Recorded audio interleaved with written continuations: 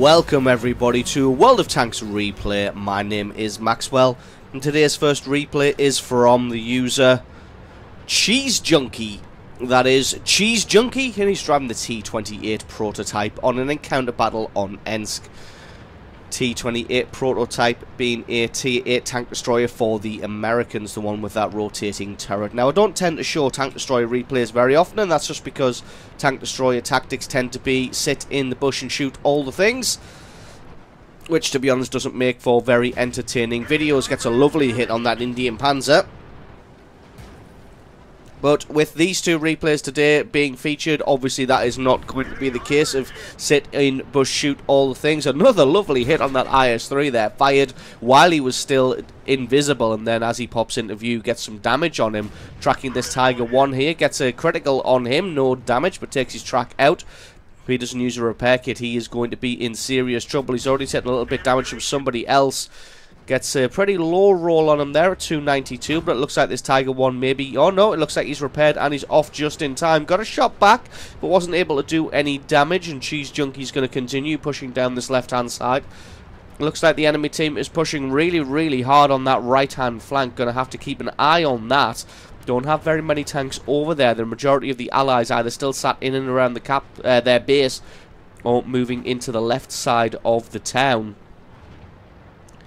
Cheese Junkie setting himself up on this corner, going to see who he can get some shots on. There is still an IS-3 sneaking up along those railway lines there. Going to have to keep an eye on him, although he's been held in check by a couple of guys sat at the back, although they are now looking to the right-hand flank.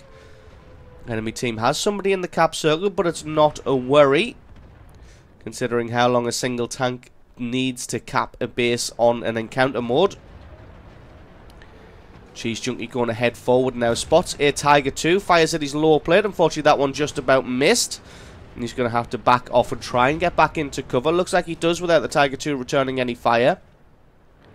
We're just playing this one slow and carefully, although unfortunately he doesn't really have the time to play that way, but slow and carefully is the only way the T28 can play. Gets a lovely shot on the 25-2 to take him out for kill number 1. Gets hit by the IS-3 there and set on fire. Luckily uses his fire extinguisher pretty damn quickly there. Doesn't take too much damage. Now he's going to have to try and return fire on this IS-3. Choosing not to fire at his steeply angled side armor there. That one probably would have bounced. This one, on the other hand, gets a beautiful shot on that IS-3. And hopefully this E8 Sherman can come in and help out. E8 Sherman flanks all the way around. IS-3 shows him his front armor. So Cheese Junkie takes him out for kill number 2. Thinking about going down, taking out this Tiger 2 and the Jag Panther, but the IS-3 Ferdinand and E8 Sherman look like they might have that one under control. And a quick look at the mini-map shows that they are being zerged hard in the north, losing at the moment 5 kills to 10. Cheese Junkie's going to have to pull out all the stops to try and turn this one around. Just about missed the KV-85 there, as he decided to stop just before Cheese Junkie fired, so that one just harmlessly missed. Trying to sneak a shot between the pillars there, but not quite got the accuracy to be able to nail that one down. Comet flanking around the left-hand side. The Jag Panther and Tiger 2 have now been taken out. Has a shot between the posts, but that one doesn't quite hit. Luckily for him, he's not taking any damage in return.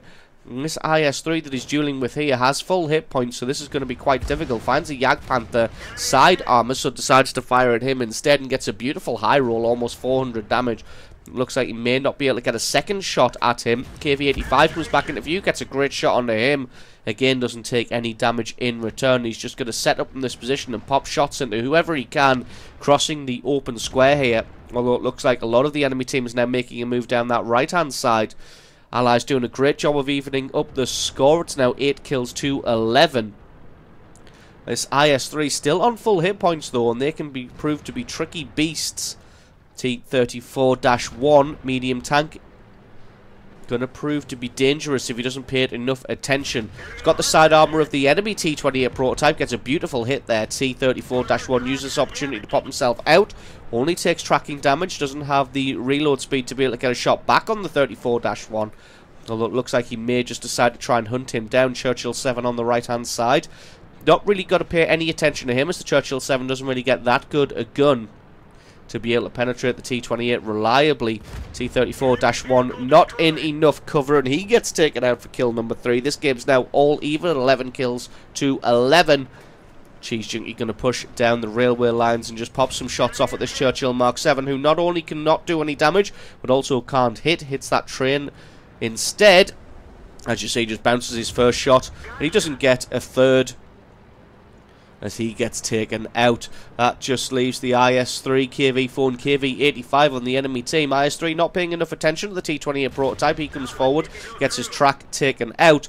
Still not paying any attention towards Cheese Junkie here, so he's going to have free rein just to do whatever he likes, which is going to be take out his tracks. He's trying to get some damage as well, but at this angle he's not going to be able to get through the road wheel into the hull at the same time, so decides to flank around, something that the T28 prototype doesn't do very well. But when the IS-3 sat out in the middle of the open trying to get a kill shot on an E8 Sherman, rather than pay attention to the massive threat which is this lumbering T28 prototype, then you can understand why he's going to get himself taken out. Still stubbornly refusing to take his gun from that E8 Sherman. He wants that easy kill, and as it is, he's going to get popped in the rear for his trouble.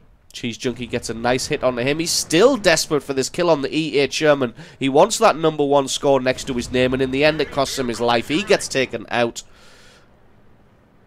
And that is pretty much all she wrote now. Allies winning 14 kills to 12. Enemy still has a KV-4, and KV-4s can prove to be tricky beasts, especially when your allied IS-3 only has 84 hit points and your E8 Sherman probably can't damage a KV-4.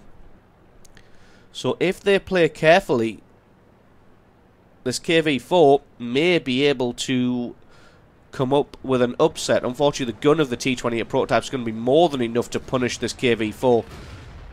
Takes his time to aim, but doesn't quite go through. The KV-4 fires in return and also doesn't damage. E8 Sherman comes around the rear, but like I said, he won't have the penetration. Cheese Junkie reloads in time, takes him out. Kill number 6, a well-deserved Top Gun medal. Almost 4,500 points of damage. So awesome replay from you, showing that tank destroyers don't need to just sit in bush, camp and shoot all the things to have a good game. Thank you very much for sending that replay in. Don't forget, guys, to stick around, because as always there is another game coming right up.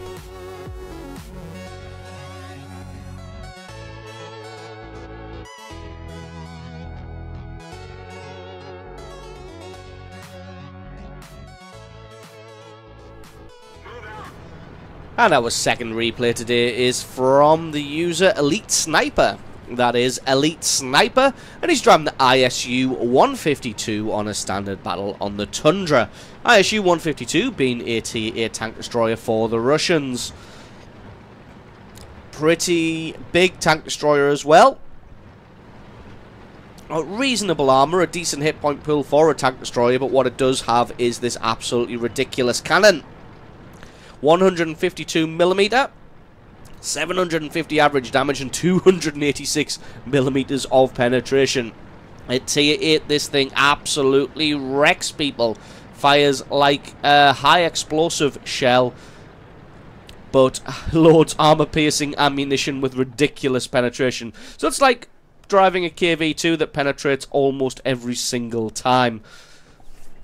Straight away, Elite Sniper going to be heading to the far right-hand flank, covering the hill. Finds a VK30-01P. If he can get a shot on him, that's going to be lights out. Instead, sees... Oh, there we go. Sees the VK, and lights out it is indeed. One shot, one kill, 610 points of damage. You see, he does have a 15-second reload, so just drops back. Make sure that his camo isn't compromised. Reloads, and then gets himself out to get a second shot. I think all of the allies just saw that VK explode into a cloud of shrapnel, and they're thinking to themselves, well, I don't really want any of that. So giving the gap in the rocks a pretty wide berth. Guys, enemy tanks on the hill falling pretty rapidly here. As you can see, Elite Sniper realizes that he's not going to get that much damage from the position that he's in, thanks to the fact that the allies are killing the enemy way too quickly. So he decides to move off. Does see that they don't have enough tanks on that left-hand flank. He's heading through the center, going to see if he can pick somebody up and get some damage onto them. As you can see, there's a Comet and a Cromwell making a push on that far left-hand flank, and I think Elite Sniper's also noticed that as well, and he is making a move. I'm going to go and cover off the allied base there.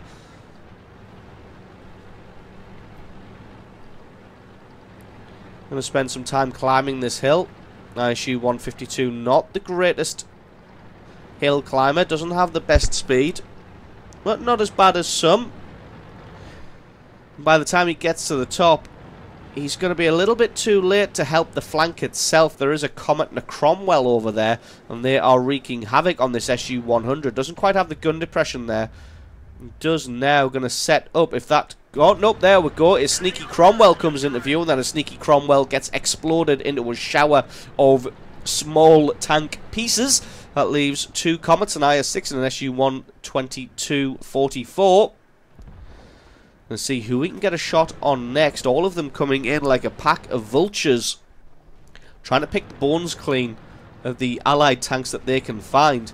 Elite Sniper wants to be careful because he doesn't want to get overrun as well, but with the distance he has between himself and the enemy tanks, should be able to have at least two shots as they try and close down the distance. Was trying to get a sneaky shot on one of them there, but that one just went slightly awry and wasn't able to land flush on the target. Excuse me, you can see a Comet flanking around on that right hand side, but he goes for the IS-6 instead. Plants that one straight through his front for 818 points of damage. Very nice. And the enemy tanks trying the same tactics as they did before. This Wolfpack charge in. Unfortunately, the gun of Elite Sniper is standing in their way. He's going to let his gun close in on this Comet. Can he get the kill? He can indeed. That's kill number 3. Somebody going for a base capture there. There's an SU-122-44 flanking around on the right-hand side. Hopefully, Sniper has the cover of that Hellcat. Allies losing this one 7 kills to 9. Looks like the Comet is going for a base capture. Just totally unaware of the presence of this ISU-152, although he knows absolutely that he is there now, as he gets exploded as well for kill number 4. IS-6 is looking like he's having a shot at the Hellcat on the hill. Elite Sniper's bought himself enough time. He's in a good position now. He's going to come around and try and get some damage on this IS-6.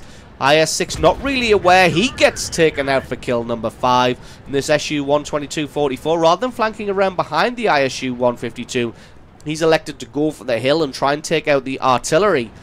Allies still losing, but only slightly at 10 kills to 11. The artillery's making a run for it. The SU-122-44 is a fast tank destroyer, so he is giving chase. Unfortunately, it looks like the artillery is going to lead him right into an ambush.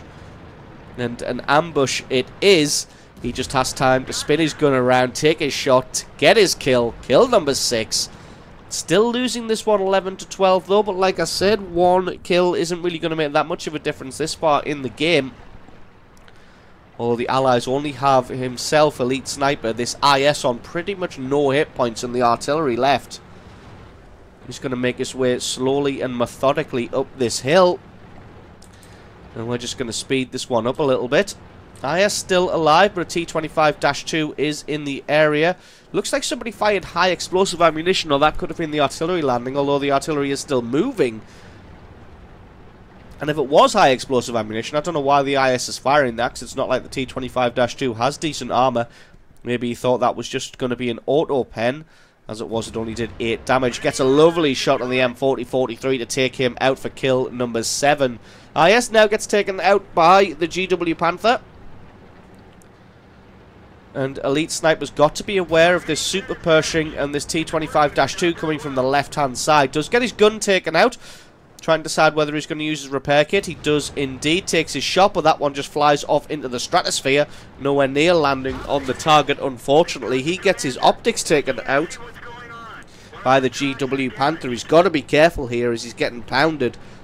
Looks like the Allied artillery hasn't landed any shots just yet.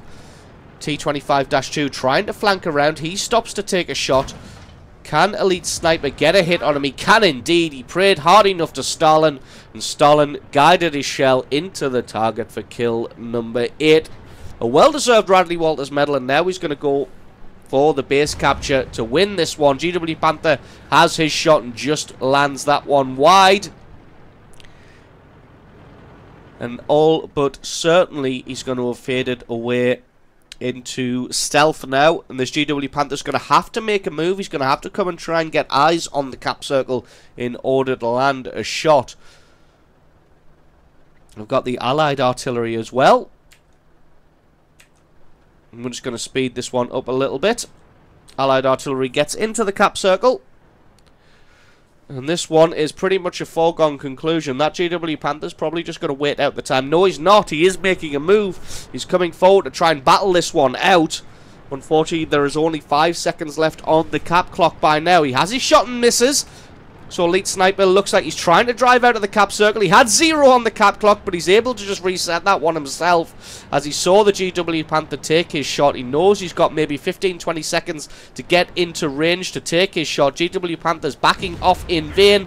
He gets hit. That's kill number 9. GG and the victory. So absolutely awesome replay there from Elite Sniper, picking himself up 9 kills and over 5,000 points of damage. So awesome replay from you. Thank you very much for sending that one in. Don't forget, guys, if you've got yourself a great replay, then send that into replay@screenreality.com. The link for that is in the description. Just attach the replay file that you have, or the link to the What Replay website to the email, and I can check that one out for you. And don't forget, if you enjoyed this video, you found it useful, informative, you learned something, or you just enjoyed it, think about hitting that subscribe button, because there's a lot more World of Tanks content on this channel. I've been Maxwell, this has been World of Tanks Replays, and I'll catch you guys next time.